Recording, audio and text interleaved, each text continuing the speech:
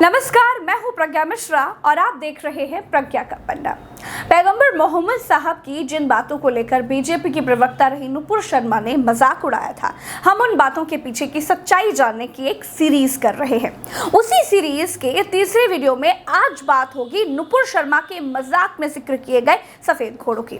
पैगंबर मोहम्मद साहब और सफेद घोड़ों की क्या कहानी है? क्या वो वाकई सफेद घोड़े ही थे?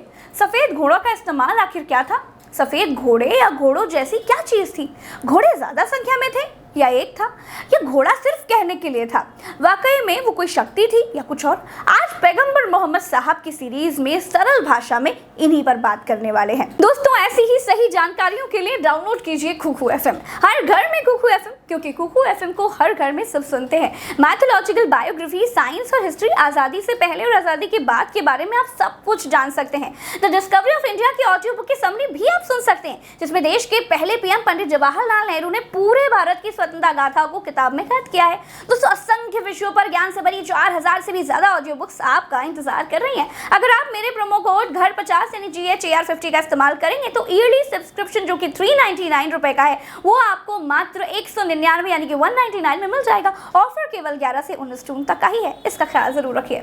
दोस्तों, बीजेपी प्रवक्ता नुपुर शर्मा ने जिन सफेद घोड़ों का जिक्र मजाकिया लहजे में किया था, दरअसल उनको इस्लाम के मानने वाले बुर्राक कहते हैं। इस्लाम धर्म में बुर्राक को घोड़े से छोटा और खच्चर से थोड़ा बड़ा एक ऐसा जीव बताया गया है जो चमत्कारी था, जो बिजली की रफ्तार से उड़ सकता था, जिस पर बैठकर मोहम्मद साहब ने इसरा और मेराज की यात्राएं की थी। इसरा और मेराज मोहम्मद साहब की 2 यात्राएं थी। लोगों ने इसे आमतौर पर मेराज नाम से ही याद कर लिया। इसरा कहते हैं रात के एक भाग को। इसरा की कहानी यह है कि बुर्राक पर बैठकर मोहम्मद साहब ने मक्का की मस्जिद और फिलिस्तीन की मस्जिद अक्सा तक की 40 दिन की यात्राएं मात्र रात के एक हिस्से में ही कर ली थी। यात्रा के इस पार्ट को इस्लाम में इसरा कहा गया। यात्रा के दूसरे भाग को मिराज कहा गया। मिराज का मतलब होता है चढ़ना, आप सीढ़ी भी बोल सकते हैं। यात्रा का दूसरा पार्ट वहां से शुरू होता है जब मोहम्मद साहब मस्जिद अक्सा यानी फिलिस्तीन में थे और उनको वहीं से 7 आसमानों की तरफ ले जाया गया था। आसमानी यात्रा के इस दूसरे भाग को इस्लाम में मिराज कहा जाता है। हदीसों में और सूरा नज़्म में इसका वर्णन भी मिल जाएगा।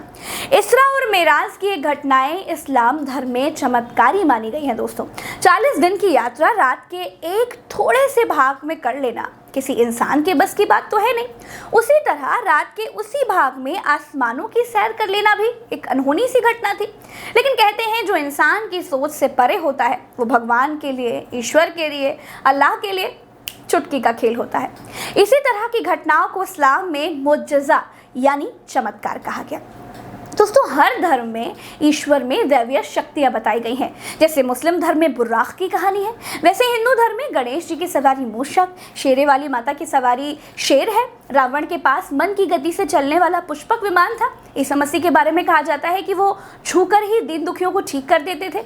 हमारे हिंदू धर्म में शिव सबसे सुपीरियर ईष्ट है, देवादिदेव है, महादेव है, यानी देवी देवताओं में सबसे बड़े हैं। तो हर धर्म में ईश्वर की अलग अलग शक्तियाँ बताई जाती हैं। हर धर्म में अपने अपने रिचुअल्स के हिसाब से, अपनी अपनी मान्यताओं के हिसाब से, अपने पूर्वज वेद पुराणों और धर्मशास्त्रों के हिसाब से मान्यताओं का पालन किया जाता है। तो अगर इस्लामी शास्त्रों में पैगंबर मोहम्मद साहब की बुर्राक का जिक्र है, उड़ने वाले घोड़े जैसी किसी शक्ति का जिक्र है, तो मजाक उड़ानी जैसी कोई बात नहीं करनी चाहिए। गॉड के पास सुपर पावर रहा होगा, तभी इंसान ने उन्हें भगवान कहा होगा। इंसानी जाति चमत्कार को ही नमस्कार करती है। इन वीडियोस के पीछे से दोस्तों मेरी मंशा, मेरी कोशिश यही है कि मेरे हिंदू समाज के लोग और मुस्लिम समाज के लोग एक दूसरे के देवी देवताओं के बारे में कमेंटबाजी बिल्कुल ना करें, सही जानकारी करें। चमत्कार लगे तो नमस्कार करें, ना लगे तो कोई बात नहीं। सबके धर्मों का आदर करें। तो पैगंबर मोहम्मद साहब के बारे में बहुत शॉर्ट कुछ और चीज़ें मैंने रिसर्च करके निकाली है, वो भी जान लीजिए। दोस्तों, पैगंबर मोहम्मद साहब का जन्म अरब के रेगिस्तान के शहर मक्का में 570 ईस्वी में हुआ था। पैगंबर साहब के जन्म से पहले ही उनके पिता का निधन हो चुका था। जब वो 6 साल के थे तो उनकी माता की भी मृत्यु हो गई थी। माँ के निधन के बाद पैगंबर मोहम्मद साहब अपने चाचा अबू तालिब और दादा अबू मुतालिब के साथ रहने लगे। इनके पिता का नाम हजरत अब्दुल्लाह और माता का नाम हजरत बीबी आमिना था।